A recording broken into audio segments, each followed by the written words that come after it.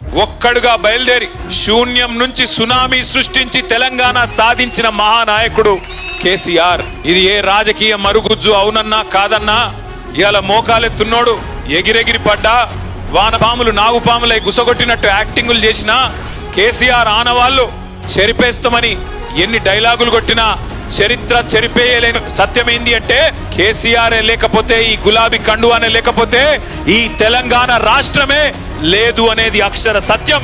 ఇది ఎవరు అవునన్నా కాదన్నా వాస్తవం. కేసీఆర్ గారు ఎంబడి నడిచిన ప్రజలు ఆఫ్ కోర్స్ లక్షల సంఖ్యలో నడిచినారు, ప్రజా సంఘాలు కలిసి వచ్చినాయి, విద్యార్థులు బలిదానాలు చేసినారు.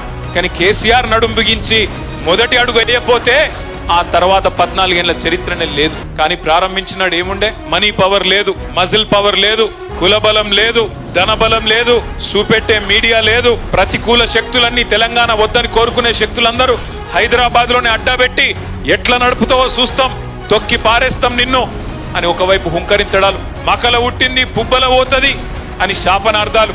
ఈ రకమైన వాతావరణంలో ఒక్కడుగా బయలుదేరి ఆనాడు ఒక్కొక్క అడుగే మరి వేసుకుంటూ 14 ఏళ్ళు. నిజంగా చెప్పాలంటే 25 ఏళ్ల టీఆర్ఎస్ పార్టీ చరిత్ర, బీఆర్ఎస్ గా ఈ రోజు ఉన్నాం.